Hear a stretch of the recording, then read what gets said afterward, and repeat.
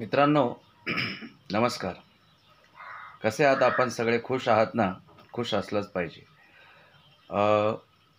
मी भारत आणि इंग्लंड दरम्यानच्या दुसऱ्या कसोटी सामन्याच्या दुसऱ्या दिवसाच्या खेळाच्या संदर्भामध्ये एक व्हिडिओ यूट्यूबवर शेअर केला होता आणि मी त्याच्यामध्ये असं सांगितलं होतं की भारतीय संघाची मजबूत पकड आहे.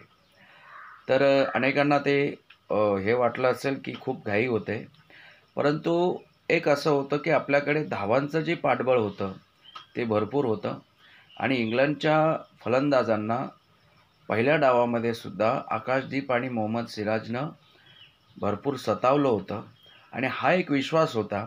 म्हणून दुसऱ्या कसोटी सामन्यामध्ये मी एक हिम्मत केली होती की भारतीय संघाची ही मजबूत पकड आहे आणि निश्चितपणे भारतीय संघ जिंकलेला आहे. भारतीय संघ अजूनपर्यंत तिकडे कधीही जिंकलेला नव्हता.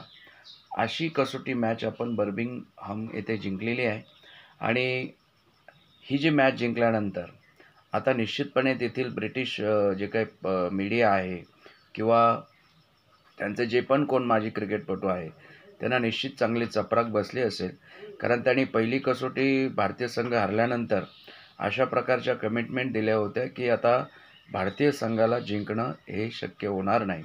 परंतु शुभमन गिल, आकाशदीप, सिराज, पंत, जयस्वाल यांनी जी प्रकारची कामगिरी केली याच्यावरून निश्चितपणे आपला संघ तिकडे जिंकलेला आहे आणि आता आपली ताकद ही निश्चितपणे आणखी वाढणार आहे, कारण जसप्रीत बुमराह हा तिसऱ्या कसोटीत खेळेल.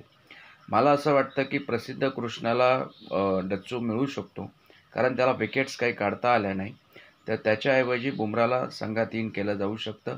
आणि एक जो विषय आहे की आपले स्पिन अटॅक जो होता रवींद्र जडेजा किंवा वाशिंग्टन सुंदरनं पण चांगली बॉलिंग केली, परंतु मला असं वाटतं की कुलदीप यादवला तिसऱ्या कसोटीत घेतलं जाऊ शकतं. अर्थात मग नितीश रेड्डीला संघाच्या बाहेर काढलं जाऊ शकतं, कारण वाशिंग्टन सुंदर हा चांगली बॉलिंग करतो प्लस बॅटिंग पण करतो आणि रवींद्र जडेजा तर एक अनुभवी आहे, शिवाय त्याच्याकडे बॅटिंग पण आहे. त्यामुळे मला असं वाटतं की नितीश रेड्डी आणि प्रसिद्ध कृष्णा या दोघांना बाहेर काढलं जाऊ शकतं आणि जसप्रीत बुमराह आणि कुलदीप यादव यांना इन केलं जाऊ शकतं. अर्शदीप सिंगसुद्धा चांगला बॉलर आहे, पण आता ती जे काही टीमचं जे काही एक सेट झालेली आहे आणि ज्या प्रकारचे 11 खेळाडू खेळत आहेत त्यानुसार सध्या तरी मला वाटत नाही की त्याला संधी मिळेल, पण निश्चितपणे एखादी दुसरी कसोटी खेळण्याची संधी त्याला मिळू शकते. तो सुद्धा खूप चांगला बॉलर आहे आणि आता भारतीय संघाने ज्या पद्धतीची बॅटिंग केली, अनेक प्रश्न होते. मॅच डाव घोषित करण्याचा प्रश्न होता, तो डाव घोषित लवकर केला जात नव्हता, त्याचा एक प्रश्न होताच. पण दुसरा जो महत्त्वाचा विषय होता की भारतीय गोलंदाज हे एका दिवसात इंग्लंडच्या फलंदाजांना बाद करू शकतील का? 5व्या दिवसाच्या खेळात पहिल्या 1 तासाचा जे काही होता तो सगळा पावसाने वाया गेला होता, पण त्याही परिस्थितीत आकाशदीपनं केलेली गोलंदाजी ही जबरदस्त होती. रूटला त्याने ज्या पद्धतीने बाद केलं ज्या बॉलवर, तो अतिशय मनमोहक वाटलं ते सगळं चित्र बघताना. तर निश्चितपणे भारतीय संघ ही कसोटी जिंकून मालिकेत 1-1 बरोबरी आता केलेली आहे आणि तिसरी कसोटी ही क्रिकेटची पंढरी समजली जाणाऱ्या लॉर्ड्सवर आहे.